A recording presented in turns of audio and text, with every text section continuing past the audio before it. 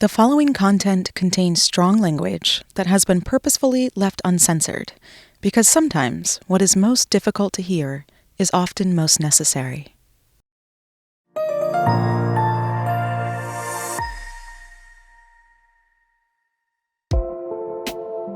Welcome, everyone. I'm Myra Flynn, creator of Homegoings, the Vermont public podcast featuring candid conversations about race with artists of color.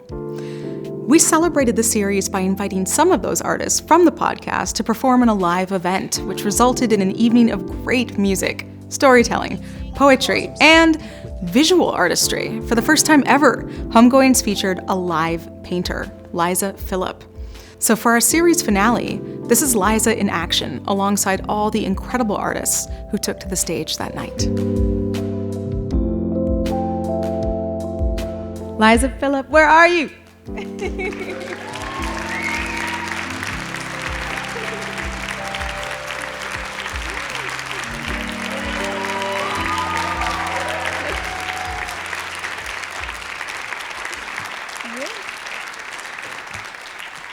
Liza grew up in Bethel, which is literally 7 minutes from where I grew up in Vermont. So I know it well. And Liza graced us with their most recent episode of Homegoings, and I feel like it moved the series forward. And here's why. We have something in common. We are both biracial, Black people. And there's this nuance, right? There's this really, I call it delicious, really delicious nuance sometimes.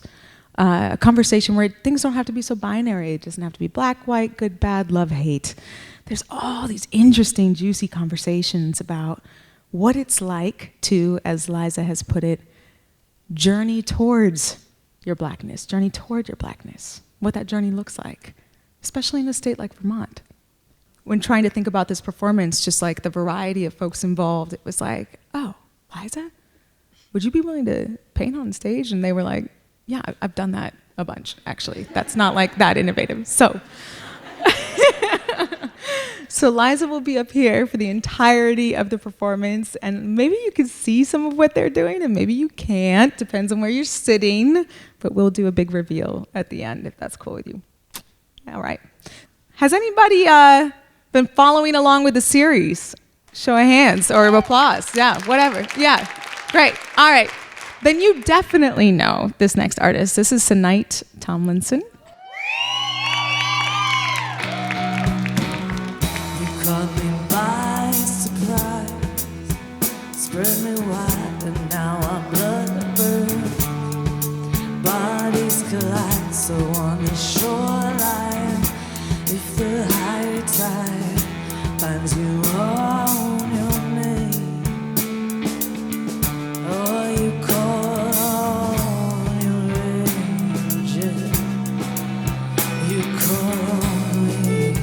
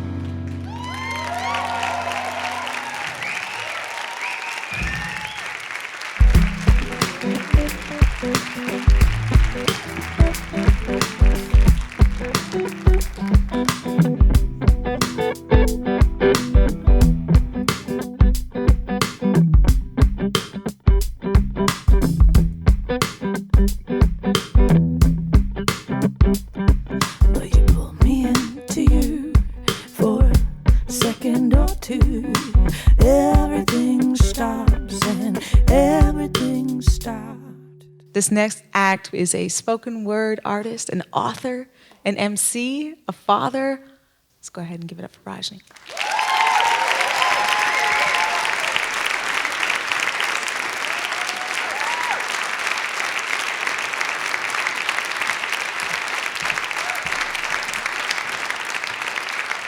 Shawn and the lions and her daughters will turn into wolves. The moon will howl back, and the sun will be your undoing. Emmett Till will come back as Elephant Man. He will whistle lasciviously at white women in broad daylight, and no harm will come to him. Sandra Bland will stand around your bed staring hungrily. Her gaze will change your heart to stone, or if already stone, then the rest of you. Jordan Davis will return. You will meet him in the gas station parking lot in your dreams. He will have just purchased cigarettes and a pack of gum, and oh yes, his music will be playing very loudly. Yes, it appears we are monsters, demons with terrible resilience and incredible strength, and we are coming for your children. No handcuffs, tasers, or futuristic weaponry will thwart your dome. We are rock and roll, R&B, hip-hop gyrating colorfully through your black and white TV screens. It's too late. Michael Jackson already made Thriller. The wretched Negro demon rapists are dancing with your daughters. We've already soiled the White House. It's brown now, like the earth our clawed hands clambered out of. We have the dark, dignified audacity to breathe the white man's air unapologetically, to look a white lady right in the eye unfazed, to not stand for the hypocritical bull of white supremacy. Yes, the monsters are loose. We are claiming our lives matter more than just on Halloween. The next time you wear a Native American costume, you'll be scalped and hung by the flag you hold so dear. The next time you wear blackface, tap dancing in layers of burnt cork and grease to mock our monstrous plight, it will become permanent, and none of your lily white loved ones will recognize you. You will be burned at the stake like only a true nigger or a faggot could be. You will taste the human tears, the blood behind these razor-sharp teeth, and suddenly the world will morph, and you will truly see the monsters at the dinner table, in your classroom, and right beside you as you lay down to sleep. Their red glowing eyes will surround you for knowing, for simply knowing that we are and have always been human.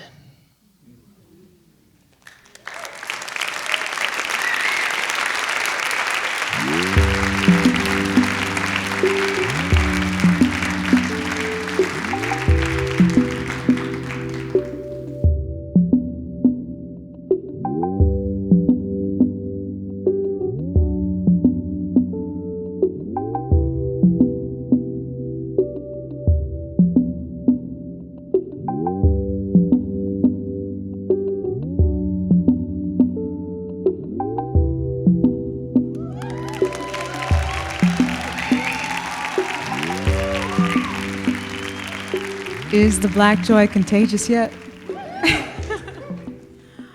This next act is the founder and CEO of All Heart Inspirations. Please give it up for Farine Paris-Meyer. That's right.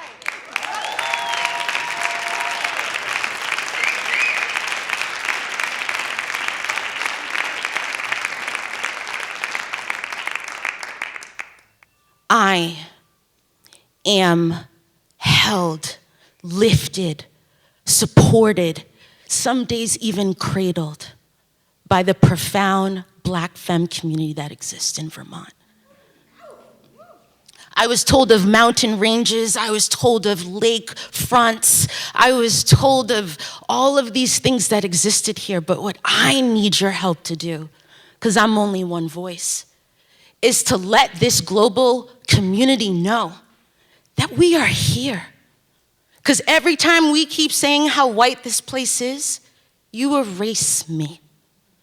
You erase the narrative that is actually here and vibrant and wanting to exist.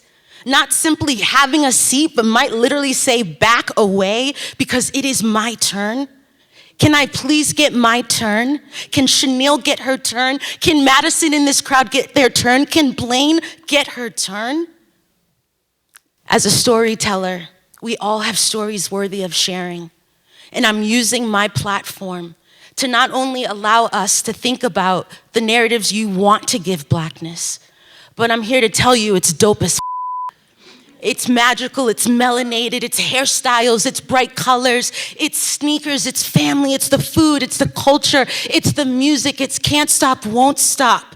Because at the end of the day, we are what we have.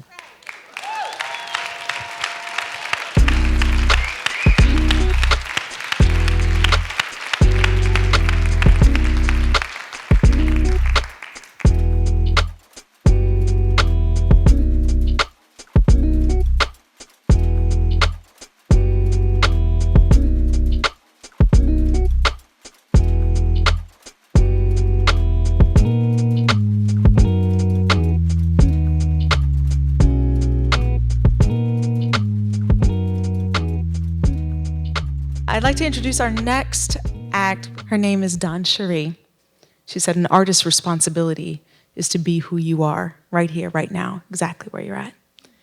So please give it up for Dawn Cherie.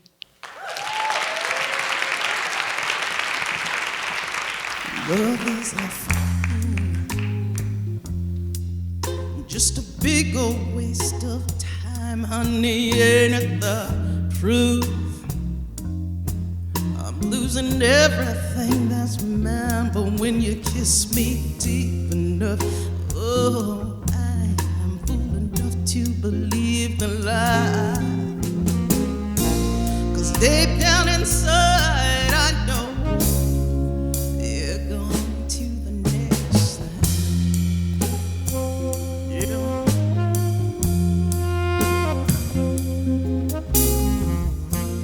Such a fool, I don't want to say goodbye. And no one can love you quite the way that I go.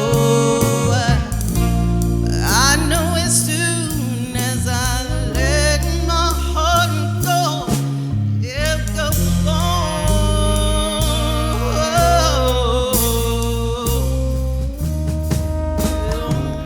Her touch is poison, but I can't live without it.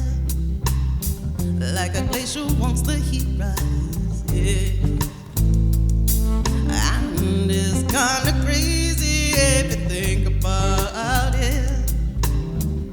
But a fire sparks a metal in a rainbow after the wind blows. And it's been so long since anyone tell me, spellbound like the sun. So long since I let myself be held on to. Whoa, whoa. Whoa, whoa, yeah, yeah, yeah, yeah.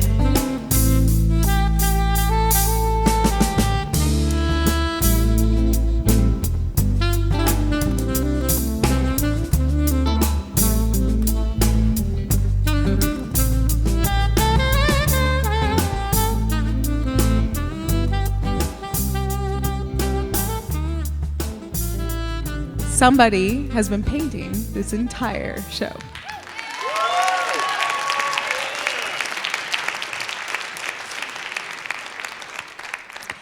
Liza, come on my mic. Take my mic. Can you tell us about this painting, please?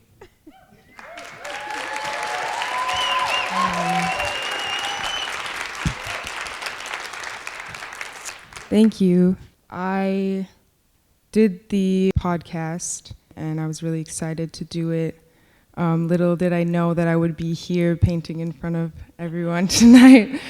But I was excited to have the opportunity when I found out, and I decided when I got this opportunity that I wasn't going to come up with a design beforehand. I wanted to be in this environment around these really talented artists and let their voices and their energy move this piece and create this piece. So just like sitting in the back and listening to all of them, I doodled something up because I was like, I don't know if I can go on stage and just like whip something out. But so I was a little prepared, but I came out and the music and the words just moved me over in that corner, and yeah, I just kind of let it take control. So thank you for watching.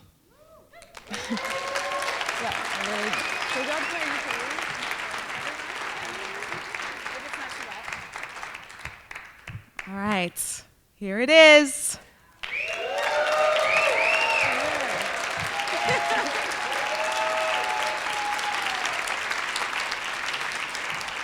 It's not finished yet. Well, we'll bring it back for the next one. No, we have plans for this. All right. So, Liza, so I'm going to get back to my notes here. You have said that you paint monsters. The monsters have no gender, represent all people. And while you say your art is for everyone, it is a communication of your unique lived experience. Is this tracking? Yeah. Okay, cool. Yeah. All right. It's not just to look at, it is to process. Liza aligns most in our pillars with healing and reminds us that no matter how you heal, healing is not linear. And Liza does something else. I'm going to leave you with that.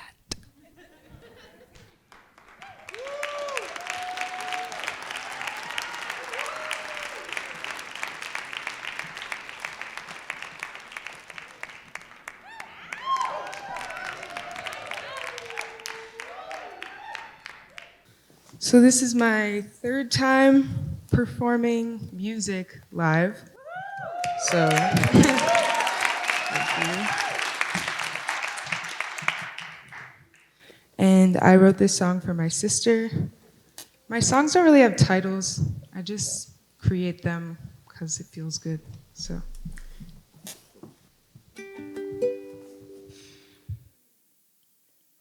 You've come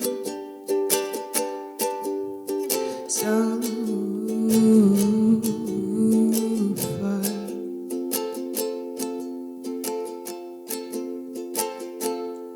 and here you are,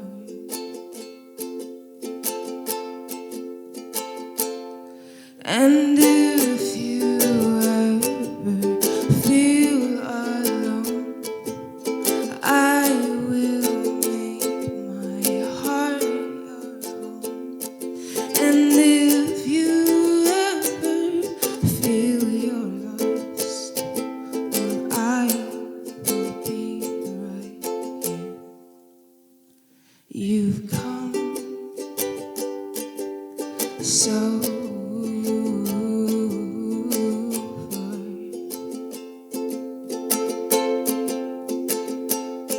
and here you are.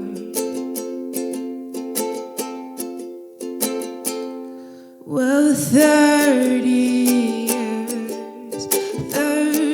years around this world. Well, 30 years, damn, girl.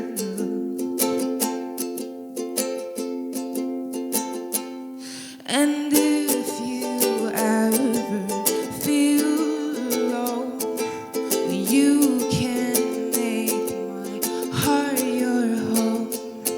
And if you ever feel you're lost, well, I will be right here. 'Cause I'll always be here. I'll always be here. I'll always be here for you. Well, I'll always be here. I'll always be here. I'll always be here for you.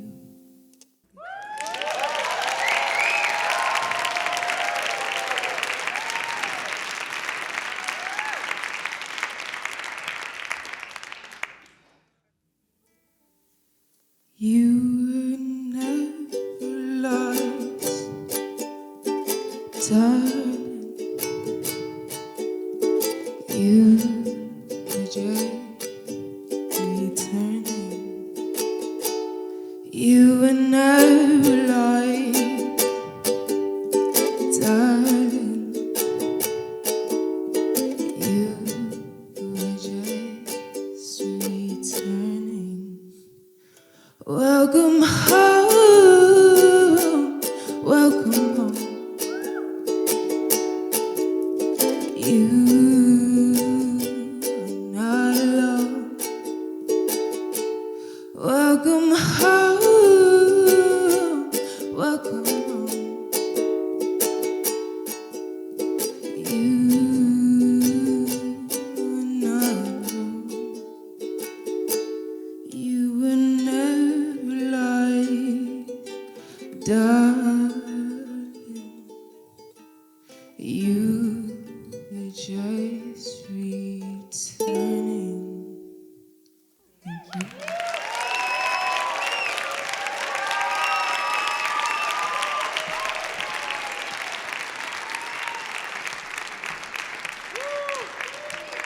That was a nice surprise.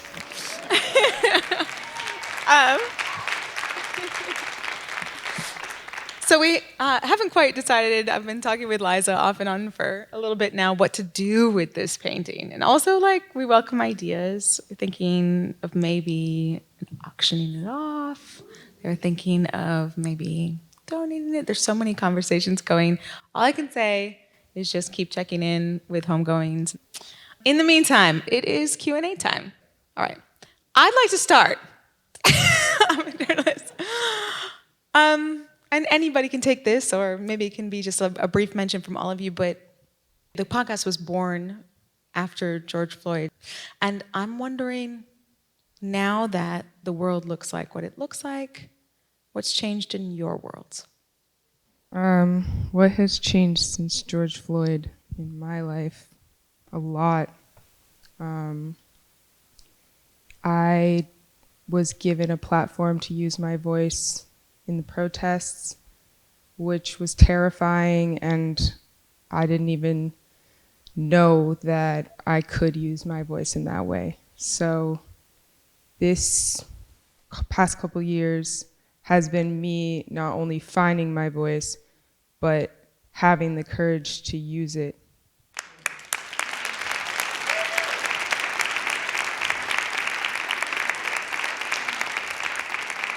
Your turn. Go ahead. Thank you. Whew. First of all, I needed this.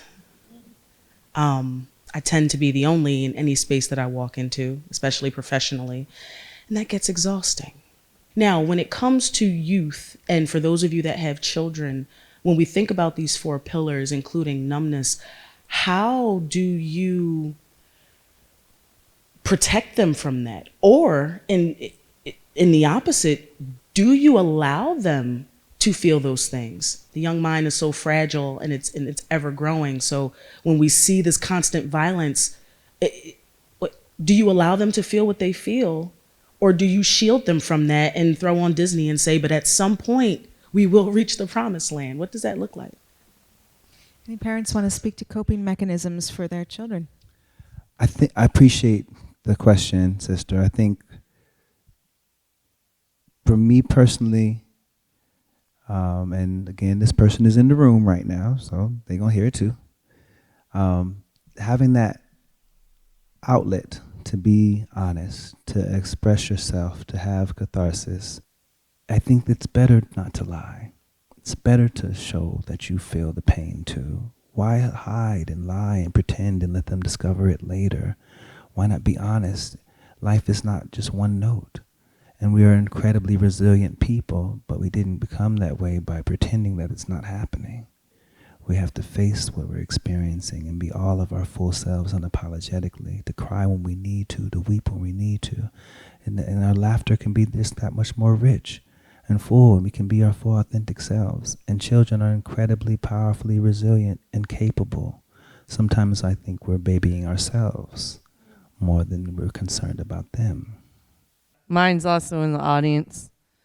Yeah, no sheltering. It's like absolutely the worst thing you could do. The ability of the African people to grieve and laugh and grieve again and laugh again and be clear. Like, I mean, be honest, be all the ways we are, you know, mean as hell sometimes too as a mom. Like, I'm not, you know, not necessarily always the friendliest, but like, if we have brought these babies into the world, we are responsible for telling them about what the world is actually like. Not by lying. Not like there is no Disney that works for us though anyway, but like in general, that it just really that honesty, we expect them to take on the mantle of what we've had to deal with and what's coming after us when we can't take care of them anymore, right? So don't lie. Never lie. Never lie. What do we need to do? What do you need from your educators? It definitely starts with the people in the roles of, I guess, power roles. It starts there, like doing the work, educating themselves, whatever trauma, whatever pain they have, to work on healing that so they're not projecting that onto, the youth. And I think like growing up, I mean, personally, I think more about like high school and what it was like for me there. And a lot of the time it felt like, it just was like, what am I learning? I'm not learning my history. Like, what is it that I'm learning? And so I just want to know my history. I just want to know who I am. I think that's what I need as a person of color from educators, is to teach me about who I am, like how I got here, and not to hide that part of me away, because that's pretty painful to not know your history. Thank you for following the series. Thank you for following us on Vermont Public while we are continuing to broaden and diversify our audience. And thank you for showing up for such, seriously, deep conversation tonight. Artists, where are you? And did we find tonight? All right, come on. Can we please give it up?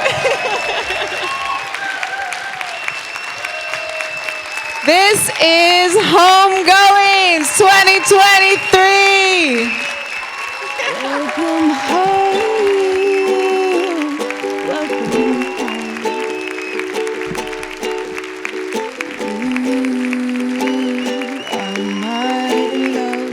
Thanks so much for joining us. If you want to continue to be a part of the Homegoings family, stay in touch at homegoings.co. And subscribe to the Homegoings podcast wherever you listen. Take good care. Welcome home. Welcome